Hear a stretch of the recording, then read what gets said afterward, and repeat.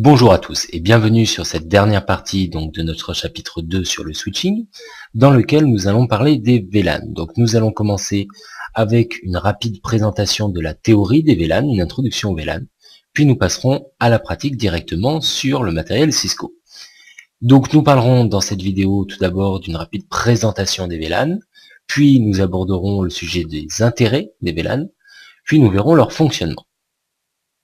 Donc tout d'abord, une rapide présentation des VLAN. Donc VLAN signifie Virtual LAN, c'est-à-dire réseau local virtuel en français. C'est-à-dire que grâce au VLAN, vous allez mettre en place des réseaux logiques indépendants, ce qui vous permettra d'éviter d'avoir à utiliser différents switches pour séparer les différents éléments de votre réseau. Ici, nous allons faire une configuration purement logicielle qui va nous permettre de séparer les ports d'un switch dans des réseaux différents, ce qui permettra de faire en sorte que les machines d'un VLAN, c'est-à-dire d'une partie de notre réseau, d'une partie des ports de notre switch, ne pourront plus communiquer avec celles d'un autre VLAN, c'est-à-dire les autres ports de ce même switch. Donc, quel est l'intérêt de mettre en place cela? Tout d'abord, quel est l'intérêt du concept de VLAN en lui-même?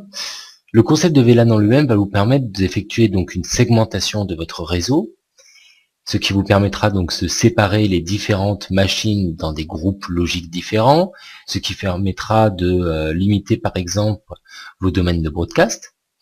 Cela va apporter une meilleure sécurité, c'est-à-dire que ici, nous aurons besoin d'un routeur pour communiquer entre VLAN, donc ce routeur pourra apporter une certaine sécurité supplémentaire par rapport à la communication directe de deux machines via un switch.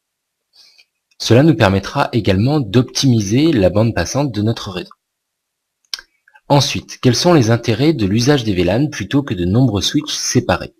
Donc, comme je l'ai dit précédemment, nous avons le choix pour segmenter notre réseau d'utiliser soit des switches séparés, ce qui nous permettra de faire en sorte, par exemple, que certaines machines connectées sur un switch ne puissent pas communiquer avec certaines machines sur un autre switch. Et nous avons donc le choix d'utiliser des VLAN.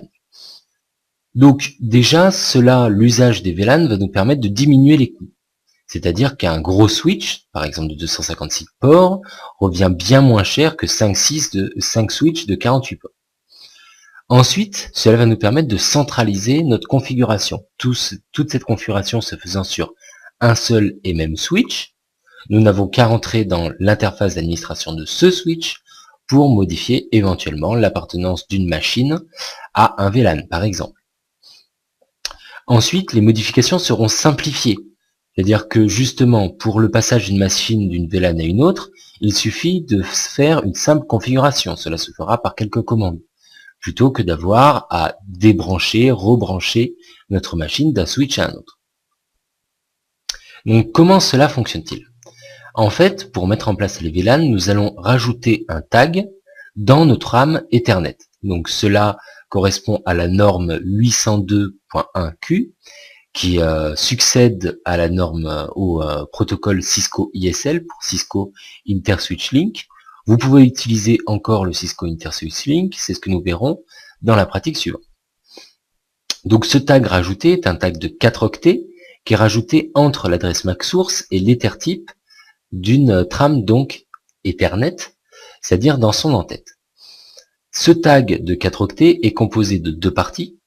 Tout d'abord, le tag protocole identifier ou TPID, qui identifie le protocole de balise insérée. Donc c'est lui qui va dire on utilise de l'ISL, on utilise du 802.1q.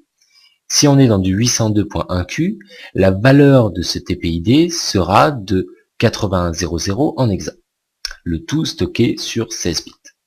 La deuxième partie est le Tag Control Information, ou TCI. Il est composé lui-même de trois parties.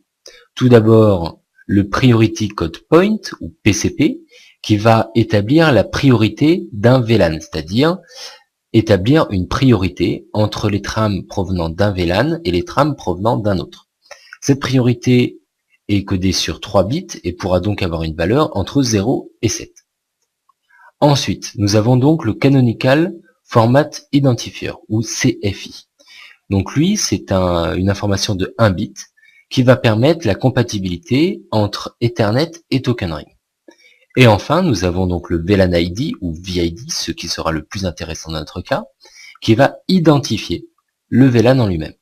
Donc cet identifiant est codé sur 12 bits, donc sa valeur pourra aller de 1 à 4094.